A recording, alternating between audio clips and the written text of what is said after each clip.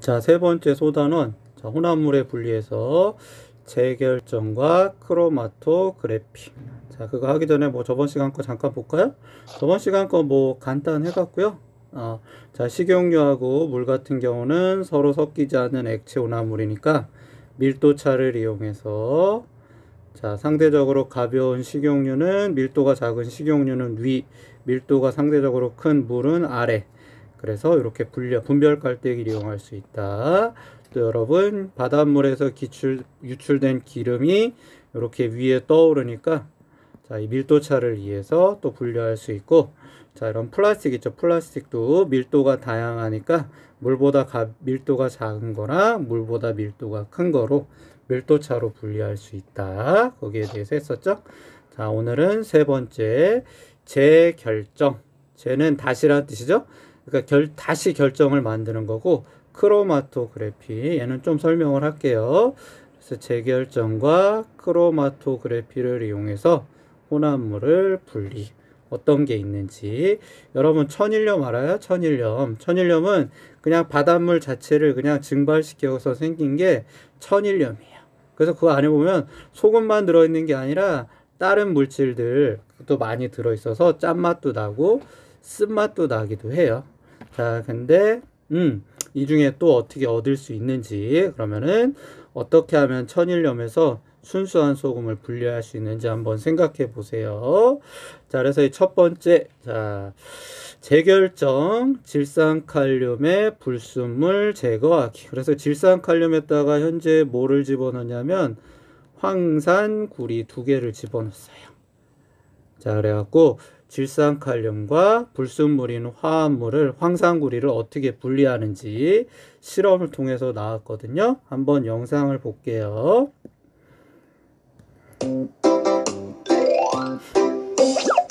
재결정을 이용하여 질산칼륨 속의 불순물을 제거해 보겠습니다. 질산칼륨, 좀 많죠? 황산구리, 시약포지, 거름. 자, 여기 여러분 보면은 질산칼륨이 여기 이렇게 보이죠? 질산칼륨은 여러분 하얀색이에요. 그리고 황산구리는 푸른색이에요. 푸른색. 질산칼륨은 하얀색, 황산구리는 푸른색. 얘네 둘을 섞어서 혼합물을 만들 거예요. 종이 50ml. 그러니까 얘네 둘을 섞어서 혼합물을 만든 다음에 다시 그 안에서 질산칼륨과 황산구리만 서로 분리해낼 거예요.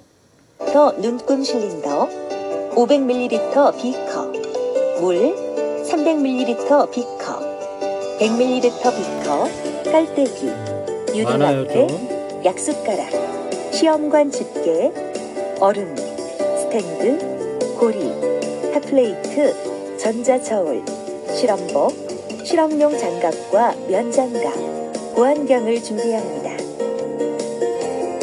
100ml 비커에 질산칼륨 35g과 자, 지금 2개 섞고 있는 거예요. 황산구리 1g. 자, 2개를 지금 섞었죠? 질산칼륨하고 황산구리를 요 안에다가 다 섞었어요. 섞어놨어요.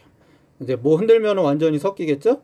그럼 이제 섞인 걸 어떻게 하면 다시 이 흰색 질산칼륨과 푸른색 황산구리로 잘 분리할 수 있는지 알아보는 실험이에요. 을 섞어 만든 혼합물과 물 40ml를 넣고 모두 녹을 때까지 가열합니다. 자, 2개가 섞였죠? 그래서 이 안에는 지금 질산칼륨, 그 다음에 황산구리가 둘 다 섞였어요. 뭐 황산구리 때문에 약간 푸른색 계통이 나오고 있죠?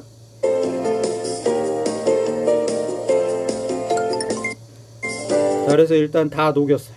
다 녹였어요. 근데 이 안에서 이제 다시 질산칼륨과 황산구리를 분리하고 싶어요. 자, 일단 다 녹였어요. 물에 녹겠죠? 물에 녹으니까 용해도랑 관련 있어요. 물 100g에 녹을 수 있는 우리 용질의 그램수 할 때 했던 거 있죠? 그래서 질산칼륨, 용해도랑 관련 있는 성질이에요. 혼합물이 모두 녹으면 과정 1의 비커를 얼음물이 들어있는, 자, 온도가 낮아지면은 녹을 수 있는 양이 줄어드니까는, 자, 다 못 녹으면은 우리 결정으로 석출된다고 그랬죠? 500ml 비커 안에 넣고 결정이 생길 때까지 서서히 식힙니다. 식혀요. 뭔가 결정이 생길 때까지. 자, 그래갖고 요 안에 보면은 뭔가 이렇게 결정이 생긴 것 같아요. 일단 생겼어요. 약간 푸르스름한 게 생긴 것 같죠? 푸르스름한 결정이 생겼어요. 결정이 더 이상 생기지 않으면 거름 장치를 사용하여 용액을 거릅니다. 자, 걸러요. 자, 결과가 어떻게 나왔는지 봅시다.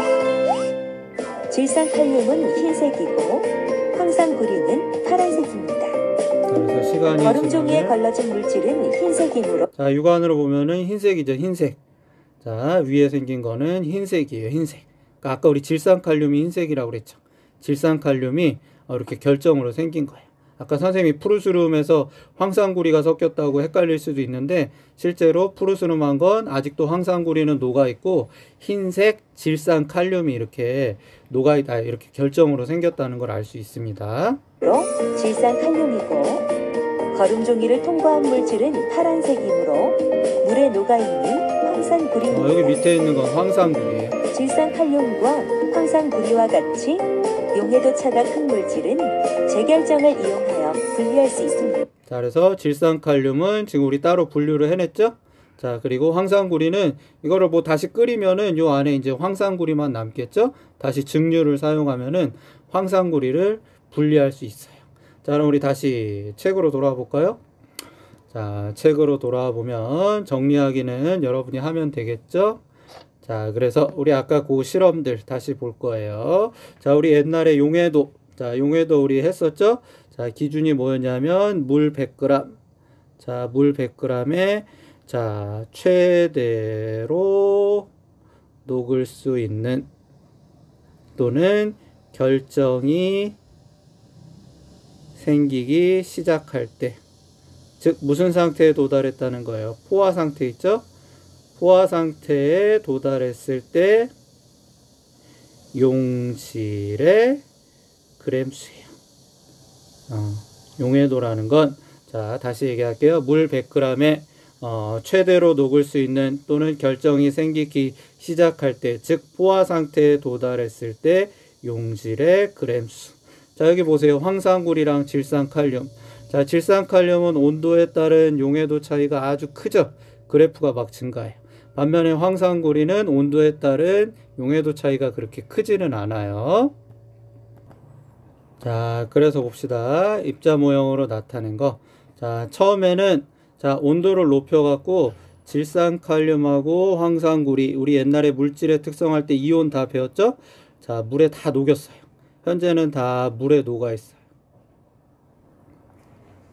자, 녹아 있는 상태인데, 자, 여기서 어떻게 하냐면 냉각. 자, 온도를 낮춰요. 자, 온도를 낮추니까는 자, 어떻게 되냐면은 질산칼륨은 아래로 가라앉아요. 이렇게 가라앉아서 뭐가 되냐면 결정이 돼요. 자, 우리 처음에는 자, 얘네 둘 다 처음에는 고체였죠. 자, 고체 상태였는데 얘네를 물에 녹여서 자, 액체로 섞은 다음에 다시 얘네를 냉각시켜 갖고 다시 결정을 만들었죠. 그래서 우리 이런 걸 뭐라 그러냐면은 재결정이에요.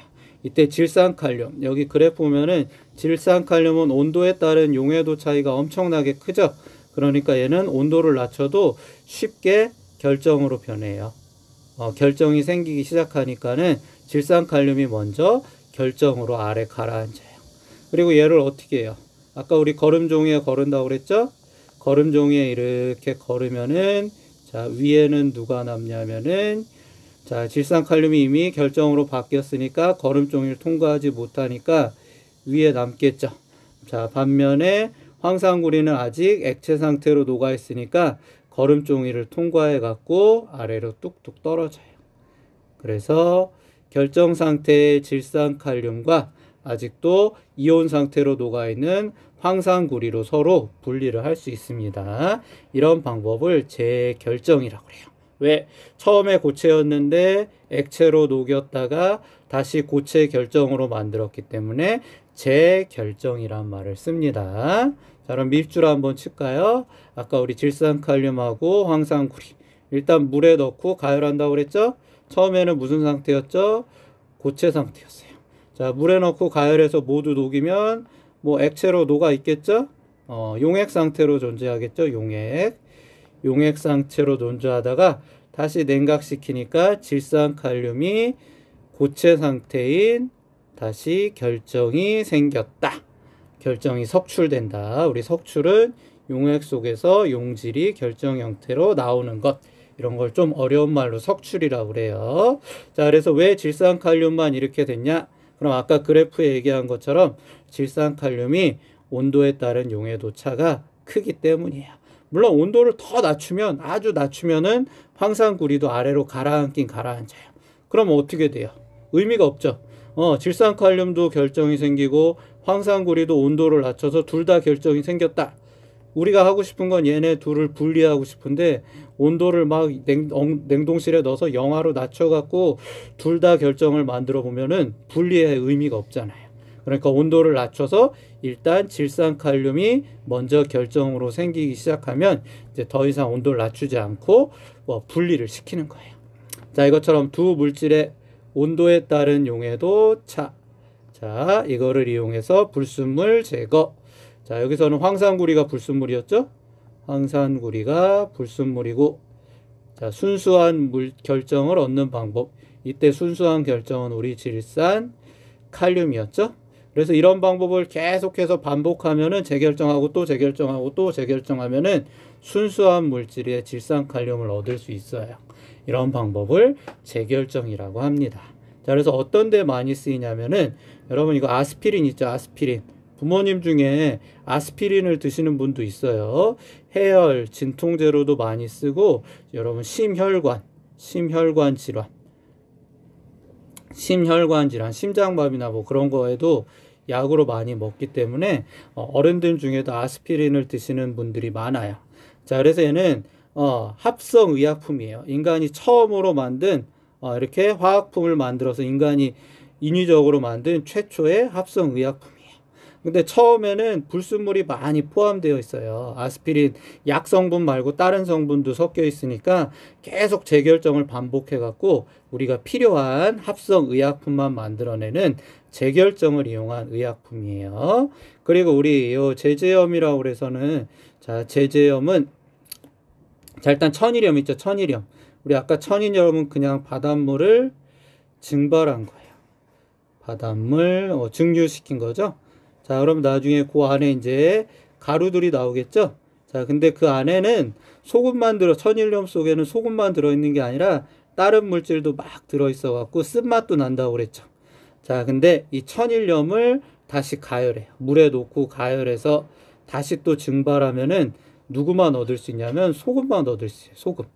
그래서 우리 이 모양이 눈꽃 모양이라고 그래서 꽃소금. 여러분 마트에 잘 가면은 천일염도 팔아요.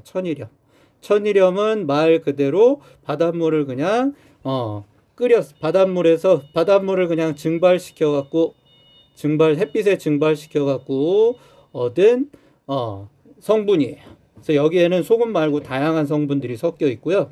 자, 근데 우리가 실제로 요리할 때는 소금만 필요하기 때문에 이 천일염을 가열해 갖고 재결정 과정을 이루어 갖고 소금만 얻은 거를 우리 꽃소금 또는 제염, 다시 제자죠? 제염, 다시 염, 소금을 만든다.